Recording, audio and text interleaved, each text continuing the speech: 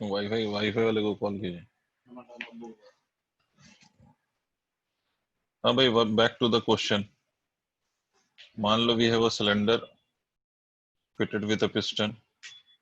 There is a spring connected to this piston this way. There is a gas and there is a heater. ये heating coil है अपनी और इसमें gas है ना। अब देखो, मैं कुछ चीजें बता रहा था डिस्कनेक्ट होने से पहले कि नंबर ऑफ मोल्स इज 2 और ये गैस मोनो एटॉमिक है और उसकी जो internal energy of the gas है, अगर उसकी जरूरत पड़ेगी तो 1.5 N into R into T, where T is a given temperature, R आपको पता है, N is the number of moles। ठीक है, अब आपको क्वेश्चन में कहता क्या है कि ये क्लोज्ड है इन adiabatic fixed vertical cylinder with a smooth light adiabatic piston।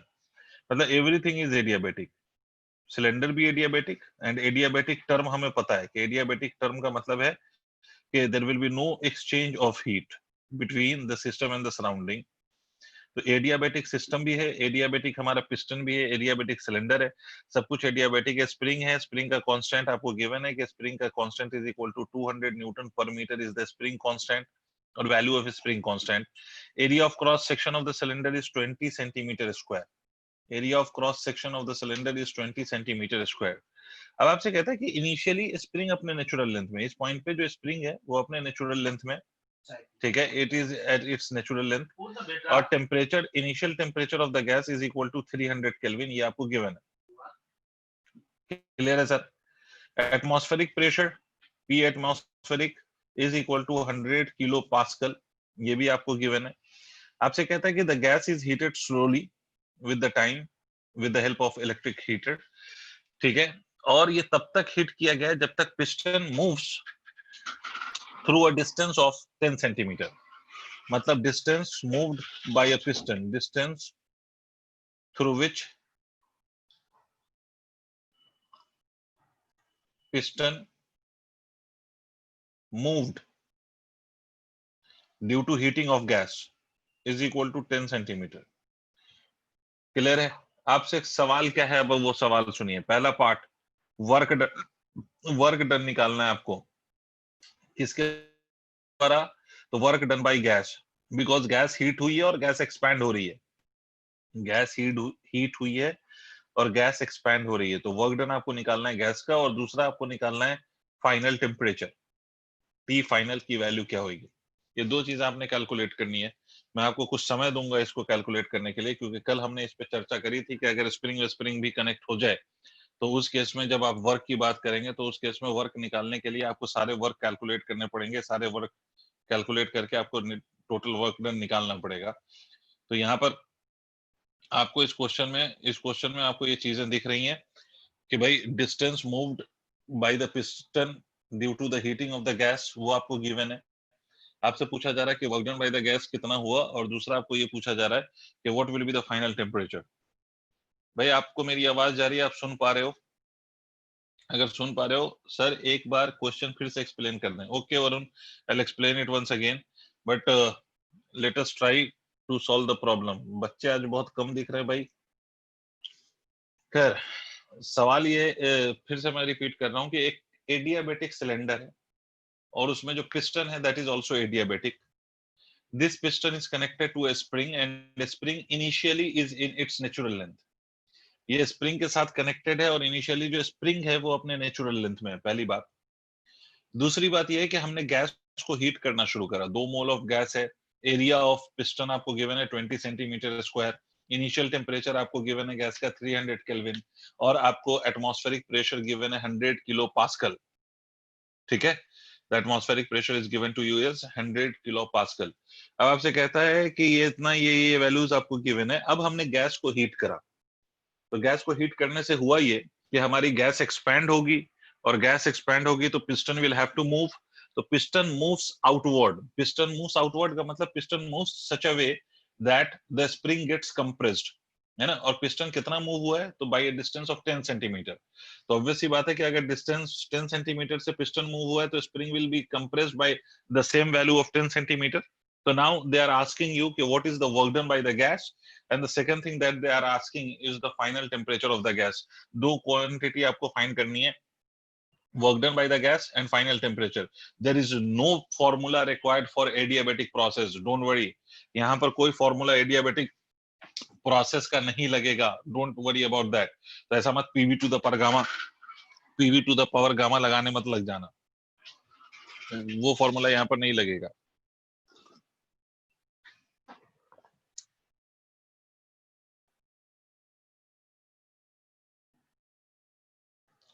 U is equal to 1.5 nRT is the internal energy of the gas का formula at any given temperature for a monoatomic gas.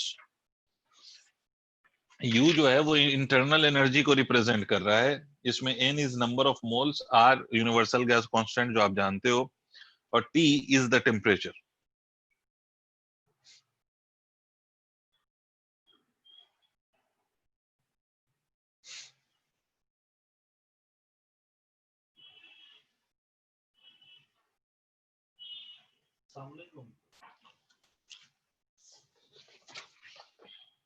कहाँ है? नहीं पहचान रहा है, लग रहा है नंबर सेव नहीं भैया. खैरियत? आज पता चला वो आपके चचा का. हाँ अभी आज पता चला है. Sir work done by the gas spring के वर्क जितना होगा, sir work done by gas spring के वर्क जितना होगा, नहीं, work done by the gas spring के वर्क जितना नहीं होगा. एक्चुअली में work done by the gas would be the sum of two work. एक तो वर्क जो स्प्रिंग के अगेंस्ट हो रहा है, जो मतलब स्प्रिंग के कंप्रेशन में. देखो गैस जब एक्सपैंड कर रही होगी ना, तो it must be doing work against two factors. एक तो ये है कि यहाँ पर बाहरी एक प्रेशर है ना, बाहरी एक प्रेशर है. और आप एक बात याद रखिए कि initially the whole system was in equilibrium. बात समझो, मैंने कल भी बोला था और आज फिर से बोल रहा हूँ कि इनिशियली पिस्टन रेस्ट में है ना, इनिशियली पिस्टन रेस्ट में है. जब इनिशियल टेम्परेचर कितना था, तो इनिशियल टेम्परेचर जब 300 केल्विन है, तो आपसे कहा गया कि spring is in its natural length. मुझे एक बात बता बहुत ध्यान से कि अगर स्प्रिंग अपने नेचुरल लेंथ में है और इस केस में आपसे कह रहा है कि initial the whole system is in equilibrium, ठीक है. अब दूसरी बात ये होगी कि एक एटमॉस्फेरिक प्रेशर इस पिस्टन पे ऑलरेडी लग रहा है. अब बात समझे कि जब हमने गैस को हीट करा तो टेम्परेचर बढ़े. अगर टेम्परेचर इंक्रीज हुआ तो गैस एक्सपैंड हो रही है, तो गैस एक्सपैंड हो रही है, तो गैस एक्सपैंड हो रही है, तो गैस इस पिस्टन पे इधर से एक फोर्स लगा रही होगी फॉर द एक्सपेंशन. ठीक है, पिस्टन पे फोर्स लगा रही है, तभी तो पिस्टन यहां से मूव करके यहां पहुंच जाएगा. और जब पिस्टन यहां से मूव करके यहां पहुंचेगा तो अनडाउटेडली स्प्रिंग भी कंप्रेस होगी. तो एक्चुअली में गैस जो वर्क कर रहा है वो दो पार्ट में डिवाइड हो रहा है. It is doing work against the piston in pushing it outwards, और दूसरा to push that piston outwards it is also doing work in compressing the spring. Spring को कंप्रेस करने में भी कार्य कर रहा है, वो काम कर रहा है, और साथ साथ पिस्टन को बाहर की तरफ मूव कराने में भी वर्क कर रहा है.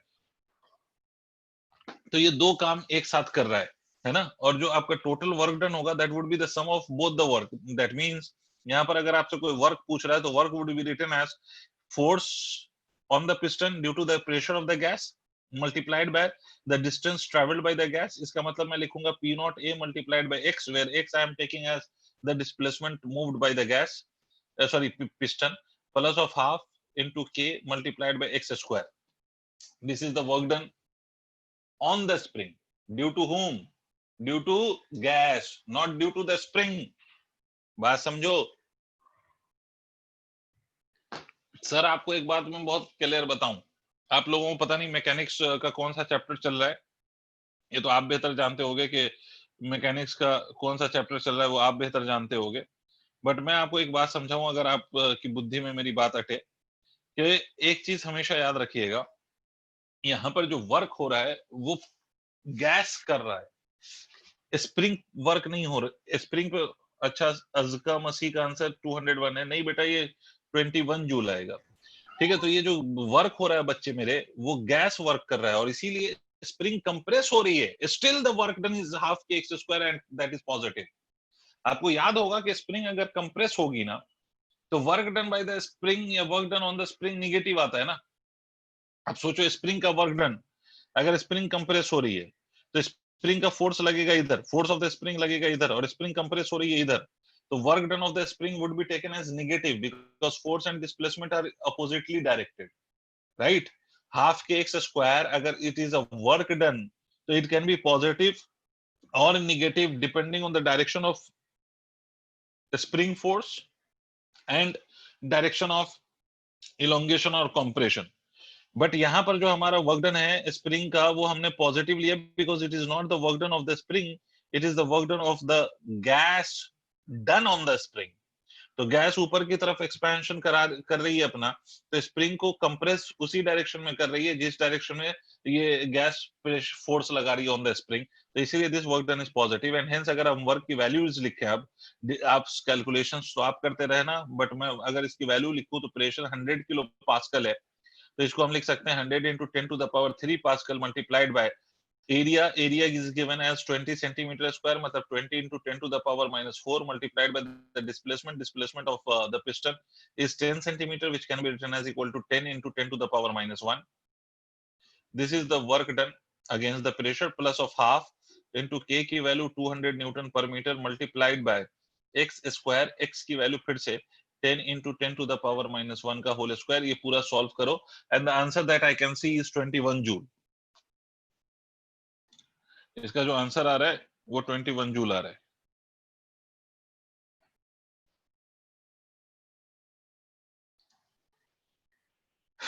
ठीक है sir, next question, next part इसका फाइनल टेम्परेचर निकालना है। नेक्स्ट पार्ट इसका फाइनल टेम्परेचर निकालना है, निकालिए।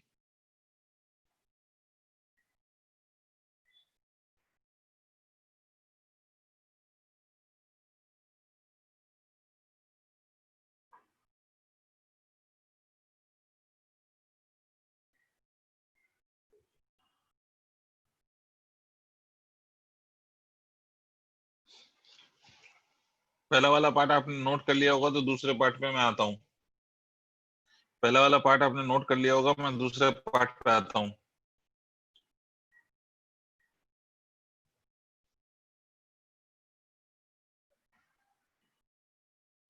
दूसरे पार्ट में आपसे क्या कहता है? दूसरे पार्ट में they want you to find the final temperature. अब how would you find the final temperature? तो लुक हियर, पहली बात हमें एक चीज मालूम है कि PV is equal to nRT। ये सिंपल सी इक्वेशन हम सबको मालूम है। दूसरी बात यहाँ पर अगर आप बहुत ध्यान से देखेंगे तो आपको एक बात समझ में आएगी कि ये एडियाबेटिकली, ठीक है, ये एडियाबेटिकली ये जो प्रोसेस है वो एडियाबेटिकली हो रहा है। मैं ये नहीं कह रहा हूँ कि यहाँ पर गामा वामा यूज करना है, बिना आपको एडियाबेटिक स्टेट फंक्शन के बिना ये क्वेश्चन सॉल्व होगा, तो इसलिए आपको अभी वो सोचने की आवश्यकता नहीं है।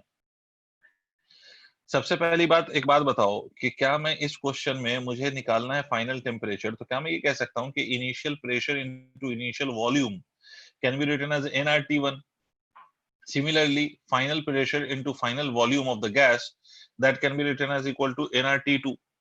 ठीक है, और nRT2 में जो आपका फाइनल प्रेशर है वो भी लिखा जा सकता है, और कैसे लिखा जा सकता है वो अभी मैं सिखाऊंगा। बट उससे पहले आप इस बात को सॉल्व करते हैं। देखो, सबसे पहली बात मैंने आपसे बोला कि सर एक बात बताओ, nRT1 को मैं ऐसे लिख सकता हूँ P0 V0, where P0 is the initial pressure of the gas and V0 is the initial volume of the gas। V0 is initial volume and P0 is initial pressure। ये बात तो अपने को पल्ले पड़ती है। अब जब ये गैस एक्सपैंड करेगा तो अनडाउटेडली इसका वॉल्यूम चेंज होगा, और वॉल्यूम चेंज ही तब हुआ है जब टेम्परेचर चेंज हुआ है। इसका मतलब मैं ये कह सकता हूँ सर, इसका मतलब मैं ये कह सकता हूँ कि nRT2 is equal to some new pressure which I am taking as P and some new volume which I am taking as V। New pressure I am taking it as P and new volume I am taking as V। मुझे एक बात बता सकते हो तुम, देखो तुम्हारे पास कितनी बुद्धि है। Don't think it as thermodynamics, think in terms of mechanics, in terms of force। Thermodynamics भूल जाओ, मुझे बस एक बात बताओ कि जब गैस एक्सपैंड कर रही होगी तो what do you think would be the final pressure? if the initial pressure was P0, final pressure क्या होएगा? What do you think would be the final pressure? Initial pressure P0 है, what do you think would be the final pressure? Think simply in terms of force, mechanics के terms में सोचो, P not से कम होएगा। अच्छा,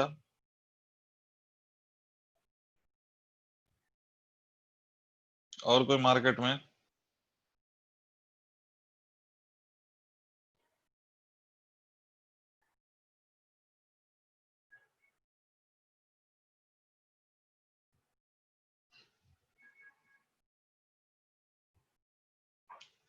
anyone else? अच्छा चलो, इस पे थोड़ी और चर्चा करते हैं, शायद आपके बुद्धि में बात समझ आए।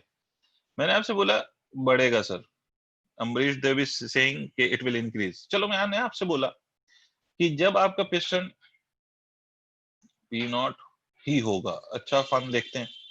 मैंने आपसे बोला कि जब आपका पिस्टन यहाँ पर है, when the piston is here, तो this spring is in its natural length, means there was no force due to the spring. ठीक है, initially think about it, natural length में जब स्प्रिंग है तो कोई फोर्स स्प्रिंग का तो नहीं लग रहा ना पिस्टन पर।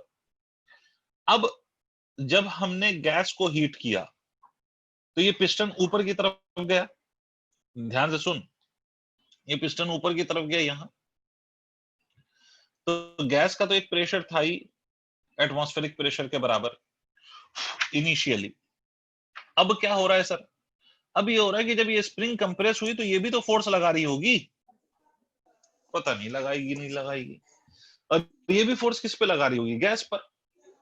इसका मतलब अगर गैस इसको धक्का देकर ऊपर ले जा रहा है तो दिस मींस दैट कि जब वो फाइनल वॉल्यूम पे पहुंचेगा, तो फाइनल वॉल्यूम पे पहुंचेगा तो गैस दो दो प्रेशर एग्जर्ट कर रहा होगा। ठीक है, कौन कौन सा? एक तो वो इनिशियल जो अपना था ही पी नॉट, उसके साथ साथ और कौन सा प्रेशर एग्जर्ट करेगा? ये उतना प्रेशर एग्जर्ट करेगा जो एक्स्ट्रा प्रेशर स्प्रिंग के कारण इस पर आया है। पता नहीं सर क्या बोल रहे हो, जो स्प्रिंग के कारण इस पर प्रेशर आया है उसको भी तो ये बैलेंस करेगा ना गैस, तभी तो इसको एक्सपैंड करा सकता है। इसका मतलब जब आप फाइनल प्रेशर लिखोगे तो final pressure would be P naught plus of के into x divided by a. How did I write this kx divided by a? The reason being कि स्प्रिंग का जो फोर्स है that would be equal to kx, हमें pressure लिखना है तो pressure is force by area, तो this would be written as kx divided by a. तो this will be written as kx by a, p naught plus kx by a, यही तो लिखोगे आप, p naught plus of kx by a multiplied by what? So multiplied by the new volume of the gas, and the new volume of the gas will be equal to what? तो initial volume plus जो extra volume आया है because of the compression of the spring, और in other words because of the displacement of the piston, and that is a multiplied by x. क्या मेरी बात समझ आई है? एक बार हाँ ना बोल भाई, सन्नाटो एक बार हाँ ना बोलो यार, तुम बहुत चुपचाप रहते हो। Yes sir. ठीक है, अगर समझ आ गई है तो बहुत बढ़िया बात है, और नहीं आई है तो शर्माओ मत, जीवन में शर्माने का मौका एक बार सबके जीवन में आता है। ओके आयशा, ओके एवरीवन, ठीक है। तो अब मेरी बात सुनिए कि ये nRT2 P not into V not यहाँ पर मल्टीप्लाई, सर 3 के बार 3000 बार होता है, क्या कह रहा है? 3 सर 3 के बार और बता दो, एक बार और बता दो। अच्छा एक बार और वरुण भाई, एक बार और वरुण भाई, ये है कि ये जो पिस्टन है ना, ये पिस्टन मूव कर रहा है तो स्प्रिंग कंप्रेस हो रही है, तो एक फोर्स इस पिस्टन पे स्प्रिंग का भी तो लग रहा होगा। देखो एक तो गैस फोर्स लगा रहा है पिस्टन पर, और एक पिस्टन पे स्प्रिंग का फोर्स भी लग रहा है। ठीक है, still this piston is moving outward, तो ये तो तभी मूव कर सकता है जब गैस इस स्प्रिंग फोर्स को बैलेंस करे। तो गैस को अगर इस स्प्रिंग फोर्स को बैलेंस करना है तो ये उतना ही फोर्स लगाएगा गैस जितना स्प्रिंग का फोर्स गैस पे लग रहा है, और स्प्रिंग का फोर्स गैस पे लगेगा कितना? kx। तो kx इज द फोर्स, तो प्रेशर की वैल्यू क्या होगी? kx divided by area, area of what? Area of piston. ठीक है, इसीलिए हमने जो नया प्रेशर है उसको ऐसे लिखा है, और नया नया volume V naught plus of X. इसको अगर थोड़ा सा सिंप्लीफाई करो तो P naught we naught, sir पहले केस में पिस्टन ऊपर गया था अम्बरीश, पहले केस में पिस्टन, ये केस जो है हमारा वो पिस्टन के ऊपर ही जाने का है।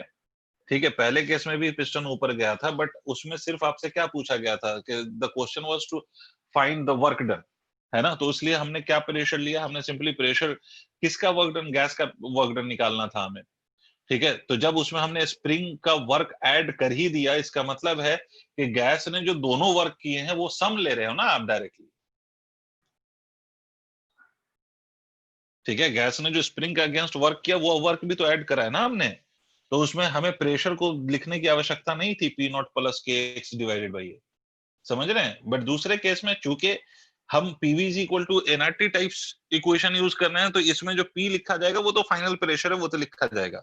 बट जो वर्क निकाला था उसमें लिखने की आवश्यकता नहीं थी। Anyways p naught we naught plus of, इसको हम लिख सकते हैं p naught multiplied by a x plus of v naught k x multi divided by a plus of, ये ए से ए मर जाएगा तो ये हो जाएगा के एक्स का स्क्वायर। मेरे हिसाब से ये इक्वेशन दिख रही होगी आप लोगों को। इसमें पी नॉट वी नॉट आप देख रहे हो कि एनआरटी1 है, तो यहाँ पर हम एनआरटी1 लिख सकते हैं, ठीक है। प्लस ऑफ पी नॉट ये a x as it is plus of ये k x square as it is. अच्छा, इसमें हम देखें v naught k x divided by a, v naught k x divided by a को हम क्या लिख सकते हैं, v naught k x divided by a. तो वी नॉट को हम एन आर टी वन, देखना वी नॉट के एक्स, तो k x divided by a as it is. यहां से वी नॉट को हम ऐसे लिख सकते हैं N R T one divided by P naught लिखा जा सकता है, ऐसा लिख सकते हैं हम। तो अगर हम ऐसा लिख लें तो T2 निकालना है ना, तो T2 निकालना है, ये this whole is equal to NR T2। तो T2 निकालना है, इस पूरे इक्वेशन को हम एनआर से डिवाइड कर दें और पूरी इक्वेशन को एनआर से डिवाइड कर दें, उसके बाद हम सारी वैल्यूज रख दें, तो T2 निकल आएगा क्या। सॉल्व करके देखना, T2 की जो वैल्यू आएगी 331 केल्विन आएगी। पहले ये सारी बातें अगर आप लोगों को समझ में आ गई हो तो एक बार बता दो, क्योंकि इसके आगे तो सिंप्लीफिकेशन है वो आप कर लोगे, मुझे पूरी उम्मीद है कि वो सिंप्लीफिकेशन आप कर लोगे। But how the quantities has been substituted वो देख लो।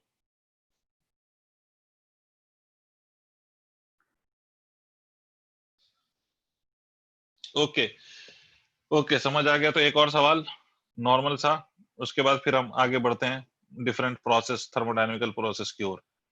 या चलो थर्मोडायनेमिकल प्रोसेस पे ही बात कर लेते हैं जल्दी। अब देखिए ये सारी कहानी के बाद we have to, sir NR cancel नहीं होगा, हर जगह कैंसिल नहीं होगा, जहां कैंसिल नहीं होगा वहां की वैल्यू, वहां जो जो रिक्वायरमेंट है वो वहां वहां उसकी वैल्यू हमें रखनी है।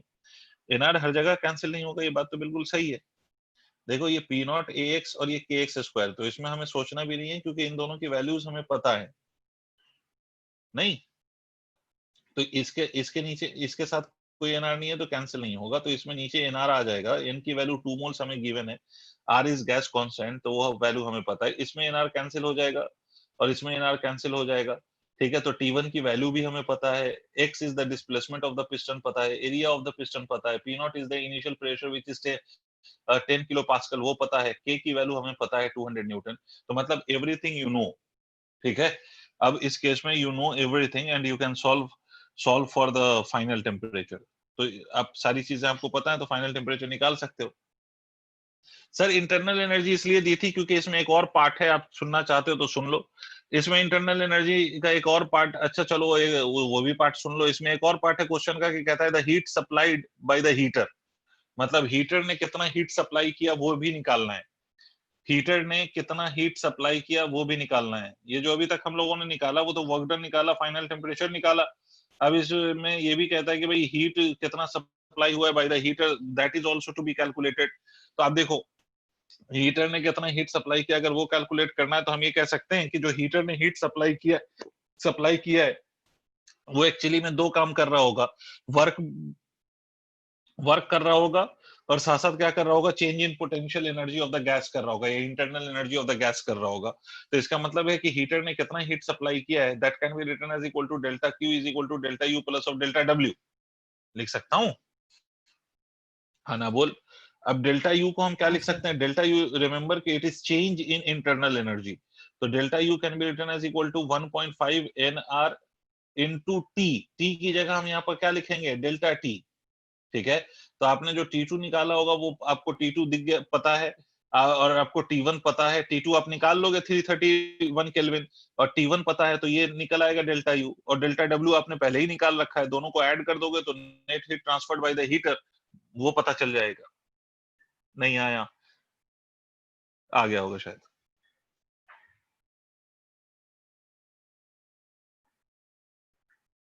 तो ठीक है sir. Delta W work done by gas होता है या टोटल वर्क डन? देखो, this can be work done by the gas और this can be work done on the gas.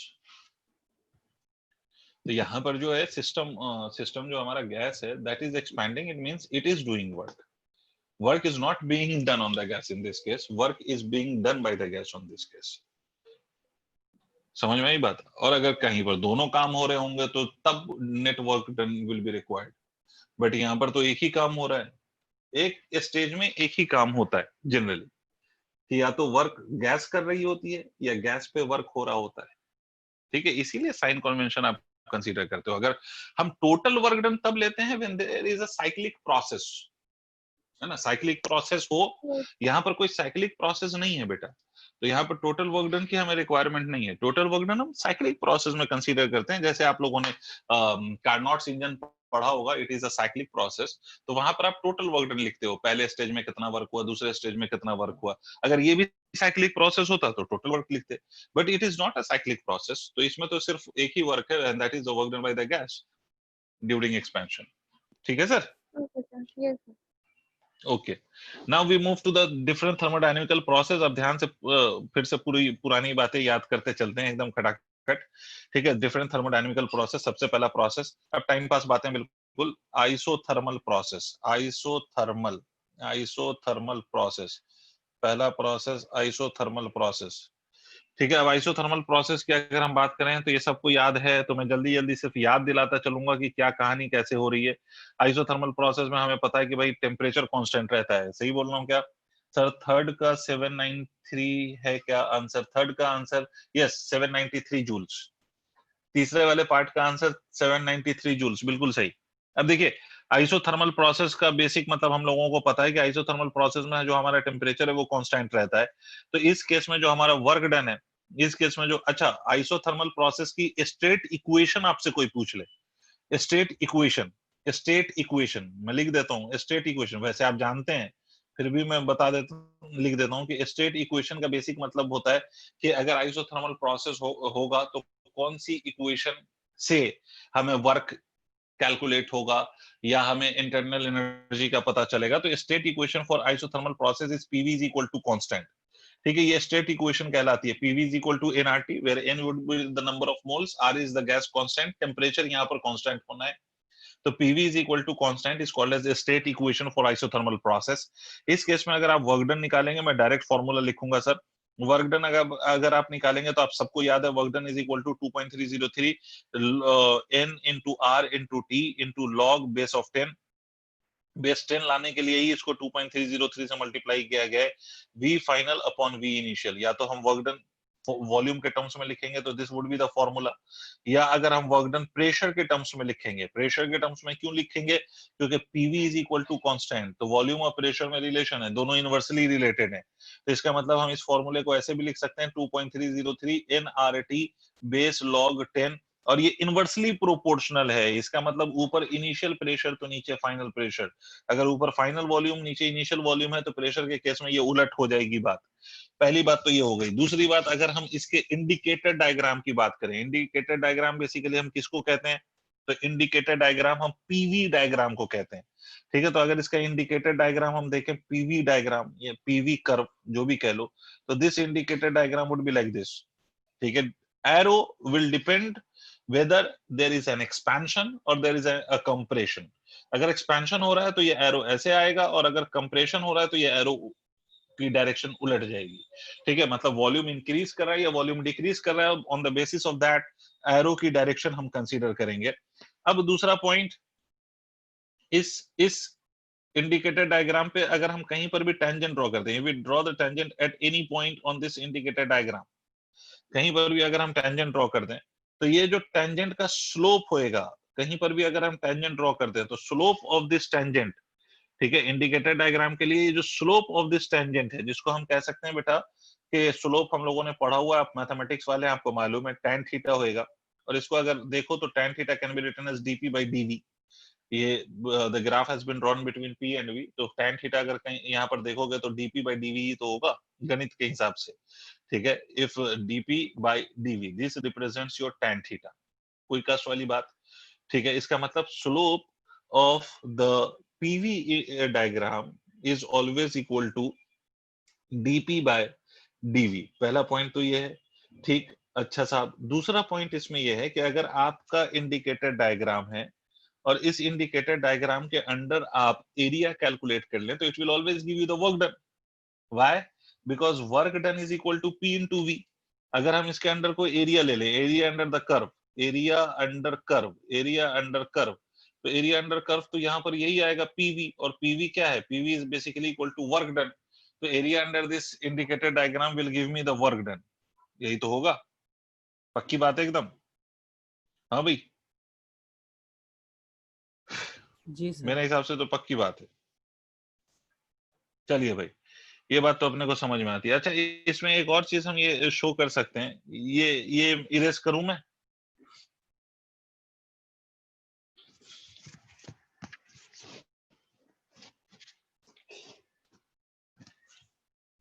ठीक है। इसी में एक और बात हम शो कर सकते हैं कि अगर मान लो कि यही इंडिकेटर डायग्राम इस प्रकार से हमें दिख रहा हो कि फॉर एग्जांपल ये P वर्सेस V, ये ऐसे, ये ऐसे, ये ऐसे, ऐसा अगर मैं 3 कर्व दिखा दूं, तो इस 3 कर्व में अगर मैं ये कहूं कि ये टेम्परेचर T1 को रिप्रेजेंट कर रहा है, ये टेम्परेचर T2 को रिप्रेजेंट कर रहा है, and this is representing temperature T3, तो remember T3 would be greater than T2 would be greater than T1, ठीक है। मेरे हिसाब से तो ये आएगा, ठीक है। Temperature T3 greater than T2 greater than T1। इसमें एक दो बातें और आप सुन लें, आप इस प्रोसेस के लिए एक दो खास बात और सुन लें। स्पेसिफिक हीट, और स्पेसिफिक हीट आप लोग सबको मालूम है, C की वैल्यू होती है Q divided by M multiplied by delta T। because it is isothermal process, so I can claim that there would be no change in the temperature and hence it would be infinity। Point number तीसरा, ठीक है, इसको हम isothermal elasticity भी कहते हैं। मेरी बात सुनिएगा, आइसोथर्मल इलास्टिसिटी, कंफ्यूज मत हो। हम जानते हैं PV is equal to sir nRT होता है, और if I take a single mole तो that can be written as RT। तो PV is equal to RT अगर मैं लिख दूं, और दोनों तरफ, sir repeat this point again, which one? This specific heat वाला पॉइंट, आइसोथर्मल इलास्टिसिटी। अभी मैं पहले पूरा इसको रिजल्ट ला दूं, उसके बाद मैं डिफाइन करूंगा। वैसे स्पेसिफिक हीट का तो केस ये है कि भाई इसमें चेंज इन टेम्परेचर 0 है, तो इसका मतलब है कि यहाँ पर जो स्पेसिफिक हीट होगी दैट वुड बी इनफाइनाइट। वैसे भी अगर कोई प्रोसेस हो और उसमें टेम्परेचर चेंज नहीं हो रहा हो, तो specific heat in that case would be taken as infinite. तो PV is equal to RT है। इसको अगर हम डिफरेंशिएट करें तो इसको लिख सकते हैं PdV plus of VdP is equal to 0। और हम यहाँ से ऐसे भी लिख सकते हैं इस पूरे क्वांटिटी को, DP ये इधर ले आ, तो ये माइनस साइन आ जाएगा, minus of dV by V। अगर तुम यहाँ पर ध्यान से देखो तो तुमको एक बात समझ में आएगी। You try to remember the formula of elasticity. तो जनरली वो क्या होता था? स्ट्रेस बाय स्ट्रेन, याद आ रहा है? स्ट्रेस बाय स्ट्रेन, इलास्टिसिटी यही होता है ना। अगर हम डीपी को देखें तो डीपी इज स्ट्रेस, ठीक है, और डीवी बाई वी को हम कह सकते हैं स्ट्रेन। अच्छा सर, स्ट्रेस होता क्या था? स्ट्रेस होता था फोर्स पर यूनिट एरिया। अगर वो फोर्स परपेंडिकुलर लगाया है सरफेस पर, तो वो फोर्स पर यूनिट एरिया को हम प्रेशर भी कह सकते हैं। तो this can be considered as stress by strain. और ये जो स्ट्रेस बाय स्ट्रेन है, इसी को हम क्या कहते हैं? इसी को अगर आप याद करो तो इसको हम इलास्टिसिटी का नाम देते हैं। इसको हम कहते हैं isothermal elasticity, isothermal elasticity. Yes, वही बल्क मॉड्यूलस। अब ये बेसिकली ये जो भी बल्क मॉड्यूलस होते हैं, यंग्स मॉड्यूलस, बल्क मॉड्यूलस, या मॉड्यूलस ऑफ रिजिडिटी या शियर मॉड्यूलस, जो भी मॉड्यूलस होते हैं, वो बेसिकली इलास्टिक बिहेवियर को रिप्रेजेंट करते हैं किसी भी मटेरियल के, ठीक है। तो ये जो मॉड्यूलस है ना, दैट इज द स्ट्रेंथ और measure of strength of a material basically. ठीक है, वो ही यंग्स मॉड्यूलस, कहीं पर यंग्स मॉड्यूलस होता है, कहीं पर बल्क मॉड्यूलस होता है। ये बिल्कुल सही कह रहे हो, it is a bulk modulus, जिसको यहाँ पर एक स्पेशल नाम दे दिया गया है। It is called as isothermal elasticity. Isothermal elasticity इसलिए कहा जा रहा है because the process is isothermal. Am I clear?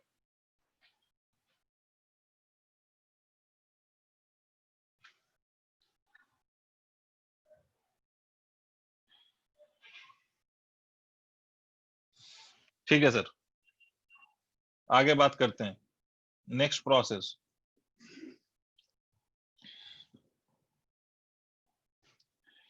Isobaric process या बेरिक प्रोसेस,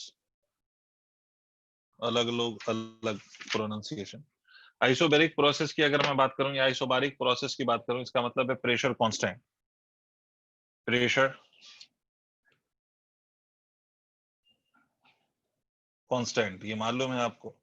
प्रेशर अगर कांस्टेंट होगा तो सिंपली वर्क डन हम कैसे लिखेंगे? तो हमें मालूम है work done is equal to integration of P into dV होता है। तो प्रेशर कांस्टेंट है, it can be taken out of the integration and this can be written as P into delta V, where delta V means final volume minus of initial volume। और इसका indicator diagram अगर हम लिखें या draw करें तो indicator diagram pressure versus volume का जो इंडिकेटर डायग्राम होगा, इस केस में हम ये कह सकते हैं कि pressure is constant but volume is changing. ठीक है, तो इस केस में जो इंडिकेटेड डायग्राम होगा प्रेशर वर्सेस वॉल्यूम का, या तो वो ऐसे बनेगा या वो ऐसे बनेगा, है ना? ठीक है, प्रेशर वर्सेस वॉल्यूम का अगर इंडिकेटेड डायग्राम लेंगे हम, तो प्रेशर वर्सेस वॉल्यूम का इंडिकेटेड डायग्राम या तो हॉरिजॉन्टल बन दिखाई देगा, या एक्सपैंड करता हुआ, या हॉरिजॉन्टल कंप्रेस करता हुआ दिखाई देगा। यही दो केसेस हो सकते हैं।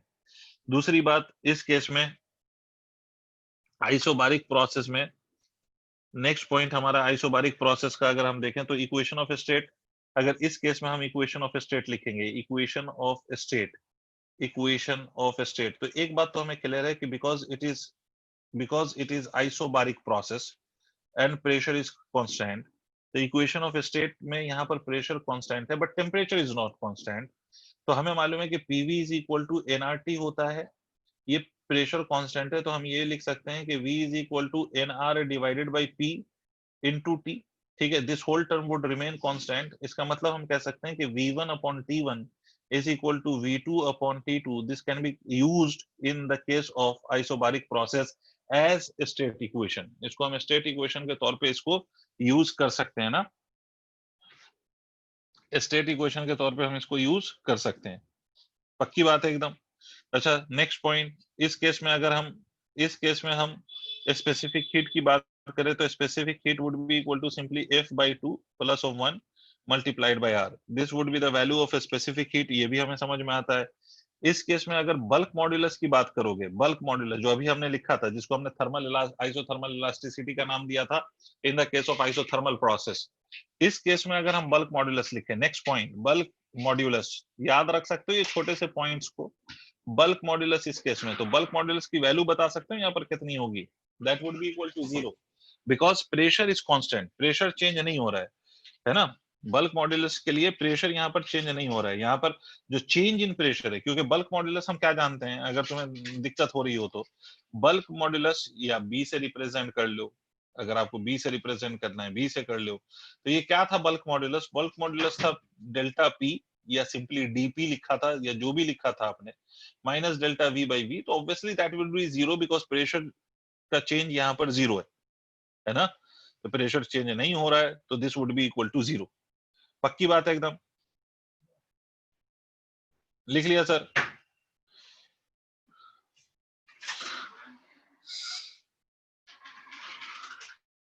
अब देखिए, इसमें एक और चीज मैं बताता हूं। इसमें फर्स्ट लॉ ऑफ थर्मोडायनेमिक्स अगर हम लिखेंगे तो how would you write first law of thermodynamics in this case? Try to understand first law of thermodynamics in isobaric process. That would be written as delta U plus of delta W. Undoubtedly first law of thermodynamics को मैं ऐसे लिख सकता हूं, यहाँ पर देख, delta U अगर आपको याद हो तो यहाँ पर प्रेशर इज कांस्टेंट, ठीक है, और डेल्टा यू को हम हमेशा याद रखिए, whatever be the process, delta you can be written as NCV delta T. Always remember this, NCV delta T हम लिख सकते हैं, और इसको हम लिख सकते हैं पी इंटू डेल्टा वी। इसका मतलब इसको even we can write this as r upon gamma minus 1 कल बताया था multiplied by delta t is equal to pv can be written as nr multiplied by delta t। समझ रहे हैं आप? इसको अगर हम थोड़ा सा सिंपलीफाई करें तो we can even write this as n gamma upon gamma minus 1 multiplied by r into delta t। इसका मतलब इसको थोड़ा सा अगर हम सॉल्व करें तो इसको हम ऐसे भी लिख सकते हैं ncp multiplied by delta t। तो डेल्टा क्यू की जो वैल्यू आएगी वो ncp multiplied by delta t। मतलब ये है कि अगर आपका आइसोबारिक प्रोसेस है, मोबाइल छोड़ना पड़ेगा। तोते उड़ गए। वरुण भाई मेरी बात सुनो सर, ये कल बताया था अगर आपको याद हो तो सीवी की वैल्यू मैंने बोला था r अपॉन गामा माइनस 1 लिख सकते हैं, r अपॉन गामा माइनस 1 लिख सकते हैं सीवी की वैल्यू, कल बताया था ना, where gamma is the ratio of CP by CV. और ये और दूसरी बात याद रखो कि हम इंटरनल एनर्जी की चेंज या इंटरनल एनर्जी की वैल्यू को हम हमेशा एनसीवी डेल्टा टी लिख सकते हैं हमेशा, ठीक है, whether it irrespective of the type of process we can write internal energy always as ncv multiplied by delta t। तो इसलिए हमने इसको लिखा n into r upon gamma minus 1 multiplied by delta t plus of p delta v, pv is equal to nRT होता है। तो अगर volume change हो रहा है तो टेम्परेचर का चेंज हो रहा है, यहाँ पर प्रेशर कांस्टेंट है, तो इस p डेल्टा v को हमने लिखा है nr multiplied by delta t। ठीक है, अब इन दोनों को अगर हम सिंपलीफाई करें तो मेरे को एक बात बताओ, यहाँ पर n और डेल्टा t और r ये तीनों चीजें कॉमन हो गई, ना कॉमन। तो 1 upon gamma minus 1 plus of 1 करोगे तो इससे गामा अपॉन गामा माइनस 1 आ जाएगा। और ये फॉर्मूला अगर कल वाला आप नोट्स उठा के देखोगे तो ये फॉर्मूला सीपी के लिए आया था, gamma upon gamma minus 1 multiplied by R, gamma upon gamma minus 1 multiplied by R जो आया था वो सीपी के लिए आया था। तो अगर ये फॉर्मूला सीपी के लिए आया था तो इसका मतलब है कि ये पूरे टर्म को हमने सॉल्व करने के बाद ये ऑब्जर्व किया कि ये NCP delta T is equal to delta Q आ रहा है। इसका मतलब अगर मैं इस आइसोबारिक प्रोसेस में मैं फर्स्ट लॉ ऑफ थर्मोडायनामिक्स लगा दूं तो this simply comes out to be equal to the heat given to the system at constant pressure, heat given to the system at constant pressure. इसका basic मतलब क्या हुआ? इसका बेसिक मतलब है कि इन आइसोबारिक प्रोसेस जितना भी आप हीट दोगे उसको आप simply NCP into delta T लिख सकते हो। मतलब अगर आपको आइसोबारिक प्रोसेस दिया जाए और उसमें आपको पूछा जाए कि what is the heat given to the system, तो हीट को कैलकुलेट करने के लिए आपको हर बार फर्स्ट लॉ ऑफ थर्मोडायनामिक्स लगाने की आवश्यकता नहीं है। आप सिंपली क्या यूज कर लीजिए, NCP multiplied by delta T आप सिंपली यूज कर लीजिए, you will get the value of heat given to the system at या in isobaric process. Is it clear?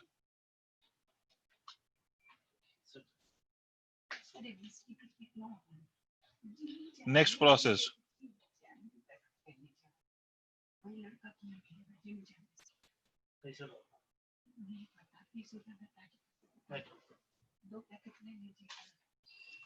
Next process, isochoric process.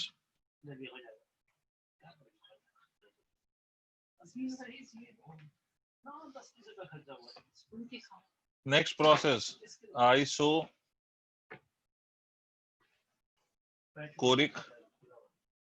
process. Isochoric process क्या constant रहेगा? Volume. Isochoric process volume will remain constant. Volume अगर constant होगा तो इसके सबसे बढ़िया process भाई work done will be equal to 0, because as long as volume is not changing work done will become equal to 0। Work done is equal to 0। इसका अगर indicator diagram हम बनाएंगे तो प्रेशर वर्सेस वॉल्यूम के case में volume constant है तो या तो प्रेशर बढ़ेगा या घटेगा, तो indicator diagram will look like this. ये भी आप लोगों को पता होगा, ठीक है। तीसरा नेक्स्ट पॉइंट, अगर इसमें हम नेक्स्ट पॉइंट की बात करें बल्क मॉड्यूलस, तो अगर इसमें बल्क मॉड्यूलस की हम बात करें तो bulk modulus will be equal to delta P divided by minus of delta V by V, but change in delta volume is 0, तो ये हो जाएगा डेल्टा पी बाय 0। इस केस का bulk modulus would always be infinite, ठीक है। इस case का जो बल्क मॉड्यूलस है वो हमेशा इनफाइनाइट आएगा। Next point is what is if we apply the first law of thermodynamics to this process, delta q is equal to delta u plus of delta w, तो obvious सी बात है कि this delta u would be equal to 0, what we will be having is delta w, तो delta q is equal to कितना आ जाएगा? मैंने उल्टा तो नहीं कर दिया? हाँ मैंने उल्टा कर दिया, सॉरी।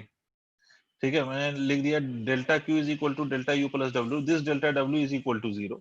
तो इस केस में डेल्टा क्यू की वैल्यू क्या आ जाएगी? Simply N into C V into delta T. अब इसको चाहे गामा के टर्म्स में लिख लो, अगर आप चाहो तो इसको गामा के टर्म्स में भी लिख सकते हो। इसको हम ऐसे भी लिख सकते हैं कि भाई delta Q is equal to N, C V की वैल्यू होती है R upon gamma minus 1 multiplied by delta T, ऐसे भी लिख सकते हैं हम।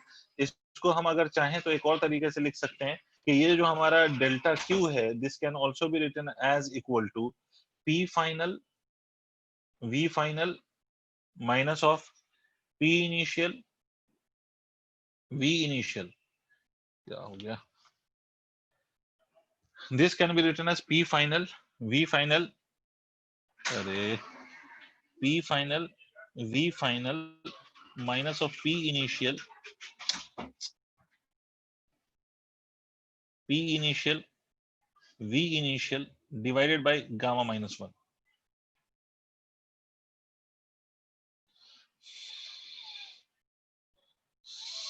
ये कैसे लिखा? तुम्हें कुछ हजम हुआ है?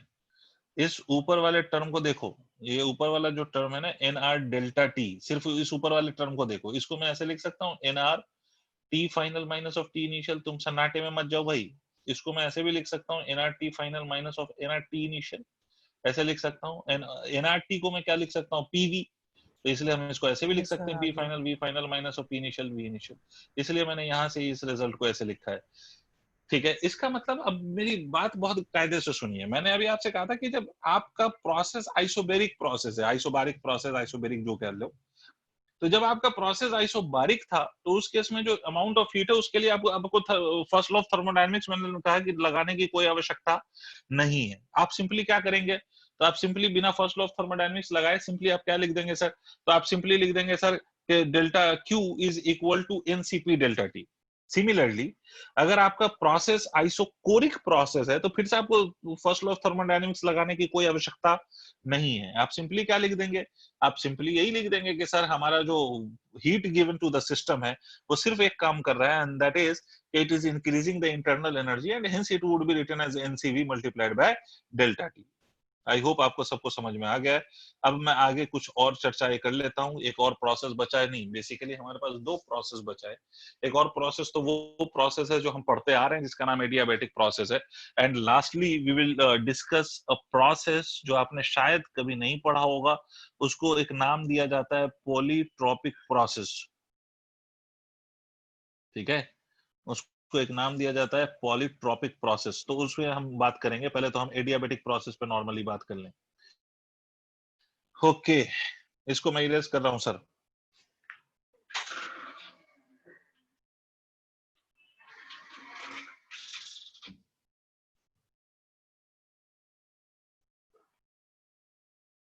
कर दूं इरेज?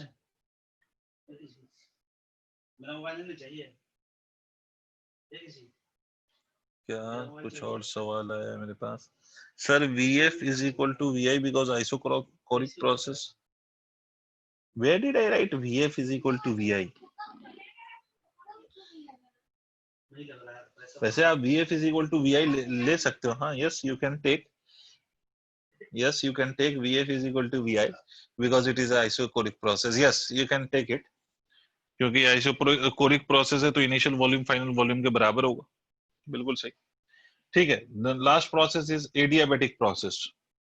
ठीक है, और एडियाबैटिक प्रोसेस में याद रखिएगा कि हीट तो होगा बट एक्सचेंज ऑफ हीट नहीं होगा।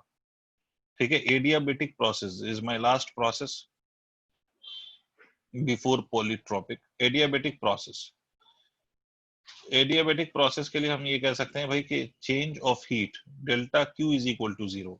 Heat is not 0, delta Q is equal to 0, मतलब there would be no change of heat between the system and the surrounding. तो इसमें सबसे पहली बात, अगर मैं फर्स्ट लॉ ऑफ थर्मोडायनेमिक्स लगाऊं तो delta Q is equal to delta U plus of delta W होता है।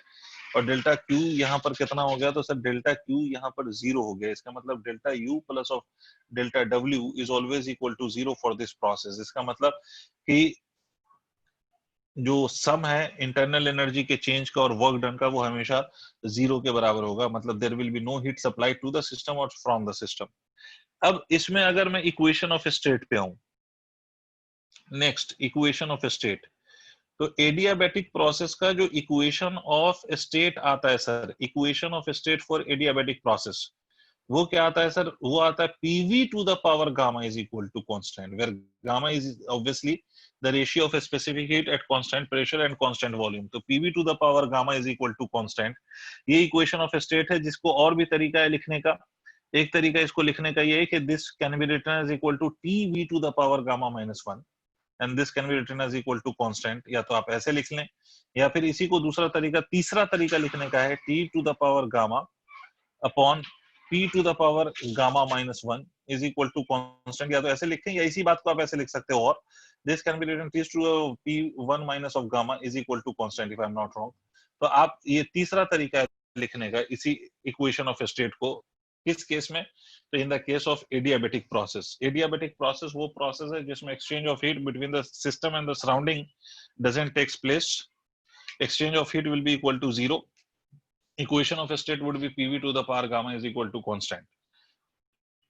आगे बढ़ूं, पहले सारे प्रोसेस एक बार रिवाइज कर लेते हैं, उसके बाद फिर हम इससे रिलेट करके क्वेश्चंस करेंगे। और जनरली मैं वो क्वेश्चंस कराऊंगा जो क्वेश्चन पूछे गए हैं, जेई ने ऑलरेडी पूछा हुआ है, उसी क्वेश्चन पे मैं फोकस करूंगा जनरली। तो बट अभी पहले तो मैं प्रोसेस सारे रिवाइज कर लेते हैं ना, कुछ हो सकता है कुछ मिसिंग हो रहा हो, भूल गए हो, तो पूरे प्रोसेस याद कर लें एक बार।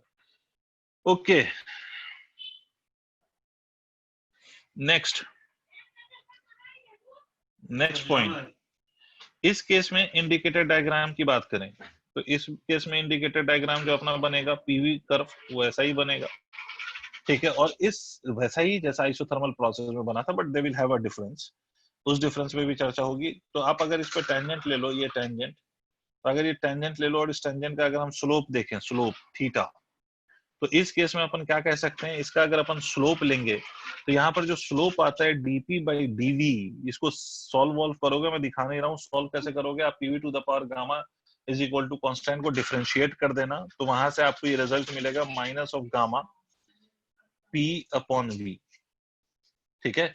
आइसोथर्मल प्रोसेस के लिए जब ये dp बाई dv आया था, तो दिस वाज इक्वल टू, इसको जब डिफरेंशिएट करके निकालते तो वो आता p by v with a negative sign of course. ये आइसोथर्मल प्रोसेस के लिए आता है, ये आइसोथर्मल प्रोसेस के लिए आता है, ठीक है। बट जब हम एडियाबेटिक प्रोसेस के लिए यही स्लोप निकालते हैं, तो ये जो स्लोप है dp by dv, that comes to be equal to minus of gamma times of p by v, ठीक है, minus of gamma times of p by v। इसका मतलब स्लोप ऑफ एडियाबेटिक कर्व, ये जो स्लोप है adiabatic curve का, वो isothermal curve के स्लोप से ज्यादा होता है, ठीक है। स्लोप ऑफ एडियाबेटिक कर्व, ठीक है, क्योंकि इन दोनों का रेशियो ही तो गामा आ रहा है। Slope of adiabatic curve upon slope of isothermal curve. अगर मैं आइसोथर्मल कर्व ले लूं तो उसका स्लोप, इन दोनों का रेशियो गामा आ रहा है। तो आपको ये रिलेशन दिख रहा है कि एडियाबेटिक कर्व का जो स्लोप है वो gamma times of isothermal curve होता है, ठीक है। इसका मतलब एडियाबेटिक प्रोसेस का जो स्लोप है वो आइसोथर्मल प्रोसेस के कर्व के स्लोप से हमेशा ज्यादा होगा। दूसरी बात, इससे हम एक बात और कंक्लूड कर सकते हैं कि as gamma is equal to Cp by Cv, it is the ratio of a specific heat at constant pressure to the specific heat at constant volume, ठीक है, and this will always be greater than 1 as gamma is equal to Cp by Cv, and in other words Cp is always greater than Cv, so this ratio will always be greater than 1. इसका मतलब slope of adiabatic process is always greater than slope of isothermal process, because this result is always greater than 1 since Cp is greater than Cv in all the cases, ठीक है। मतलब ये जो result है वो हमेशा ग्रेटर आएगा, है ना। ये वैल्यू जो है वो हमेशा 1 से बड़ी है, 1 से छोटी हो नहीं है, ठीक है, ये 1 से बड़ी है, इसीलिए स्लोप एडियाबेटिक कर्व का स्लोप आइसोथर्मल कर्व से ज्यादा होगा। नेक्स्ट पॉइंट, अगर इस केस में हम स्पेसिफिक हीट की बात करें तो स्पेसिफिक हीट होता है हमारा Qm डेल्टा T, तो इस केस का specific heat would be 0 as the heat change is equal to 0। हाँ जी sir, why Cp greater than Cv sir? Cp greater than Cv कल बताया था एक बार, फिर से मैं बता देता हूँ, सीपी जब आप सीवी कर रहे हो, मतलब जब स्पेसिफिक आप हीट सप्लाई कर रहे हो एट कांस्टेंट वॉल्यूम, तो कांस्टेंट वॉल्यूम पे कोई वर्क नहीं होता है। इसका मतलब whatever the heat is given to the system, the whole heat will increase the internal energy of the system. But जब कांस्टेंट प्रेशर पे आप यही काम करोगे, तो कांस्टेंट प्रेशर पे आपको उतना ही इंटरनल एनर्जी चेंज लाने के लिए आपको एक्स्ट्रा अमाउंट ऑफ हीट देना पड़ेगा, because some portion of the heat would be doing work. भाई मान लो कि आपको किसी सिस्टम की एनर्जी 10 जूल से चेंज करनी है, अगर आप सीवी मतलब कांस्टेंट वॉल्यूम पे 10 जूल से एनर्जी को चेंज करना चाहते हो, तो हीट जो प्रोवाइड करोगे वो सिंपली इंटरनल एनर्जी को चेंज करने में यूज होगा। बट अगर वही कांस्टेंट प्रेशर पे अगर आप ये काम कर रहे हो, तो वो सिर्फ इंटरनल एनर्जी को चेंज करने में यूज नहीं होगा, कुछ हीट उसमें लॉस भी हो रहा होगा अगेंस्ट द वर्क डन, ऐसा समझ लो। तो आपको ज्यादा हीट प्रोवाइड करनी पड़ेगी एट कांस्टेंट प्रेशर। तो दैट इज व्हाई, है ना, that is why for the same change constant pressure पे हीट ज्यादा देनी है, इसलिए CP greater than that of CV. अच्छा, इसमें नेक्स्ट पॉइंट, अगर बल्क मॉड्यूलस की बात लिख दूं, तो इस केस में जो बल्क मॉड्यूलस होगा, मैं डायरेक्टली लिख रहा हूँ गामा टाइम्स ऑफ पी होगा। अगर आप आइसोथर्मल प्रोसेस का बल्क मॉड्यूलस याद करो तो पी आया था, और यहाँ पर हमारा जो बल्क मॉड्यूलस होगा वो गामा टाइम्स ऑफ पी होगा। क्लियर है? अच्छा, इसी तरह से अगर हम वर्क डन की बात कर लें, वर्क डन इधर लिख देता हूँ, जगह बाकी। तो अगर हम इस केस में वर्क डन की बात करें, तो work done will be equal to what? तो वर्क डन लिखने के अलग अलग तरीके हैं, अलग अलग मेथड है वर्क डन लिखने के। आप वर्क डन को जैसे मर्जी वैसे लिख लो, ठीक है। वर्क डन को आप लिख सकते हो NR divided by 1 minus of gamma into T final minus of T initial. या तो आप वर्क डन ऐसे लिख सकते हो, या आप इसी वर्क डन को ऐसे भी लिख सकते हो, एनआर टी फाइनल को आप लिख सकते हो P final V final minus of P initial, V initial divided by 1 minus of gamma, वहां कंप्लेन कर दीजिए ना, ठीक है। या अगर इन दोनों में माइनस साइन हम कॉमन ले लें, तो इसको हम ऐसे भी लिख सकते हैं, P initial, आप पे डिपेंड करता है आप जैसे भी लिखें इसको, P initial V initial minus of P final V final divided by what? Divided by gamma minus 1,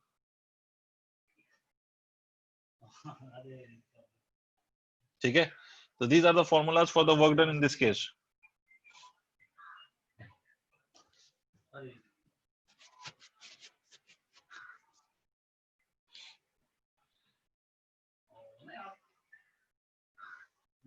हमें क्या क्या आप अपना काम कर दीजिए, आप अपना काम कर दीजिए, हम अपना काम ओके सर। लिख डाला सब कुछ।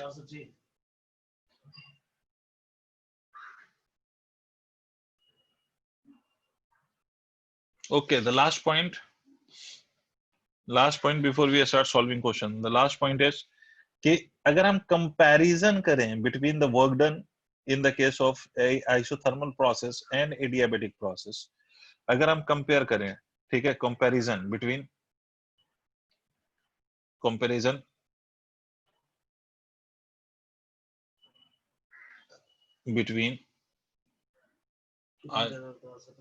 isothermal and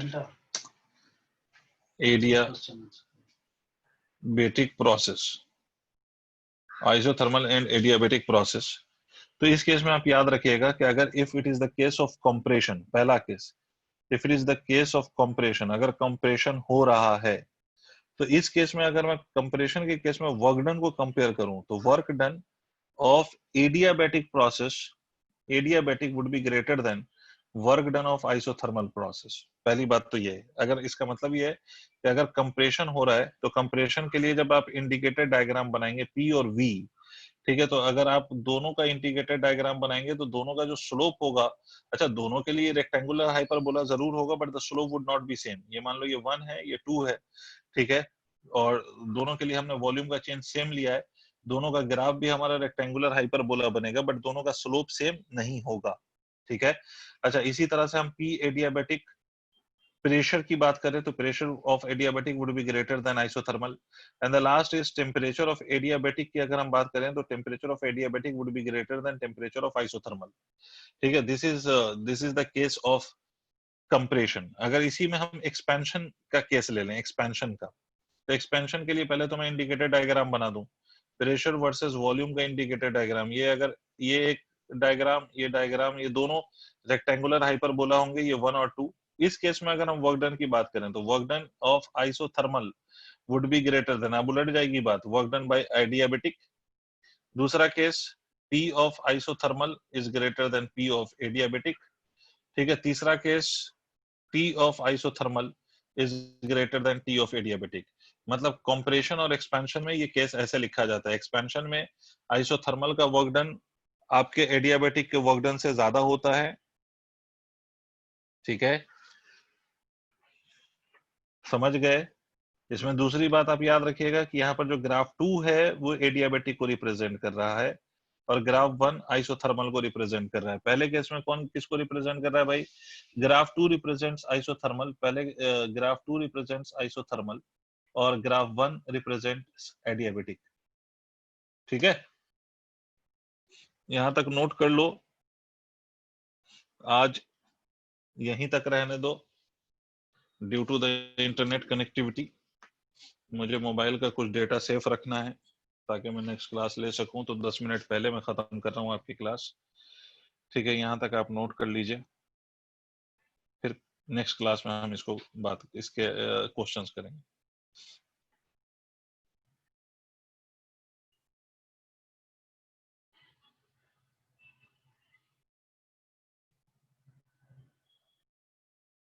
सर वाईफाई लगवा है, वाईफाई तो आज काम नहीं कर रहा, मोबाइल डेटा से कनेक्ट कर रहा है मैंने आज।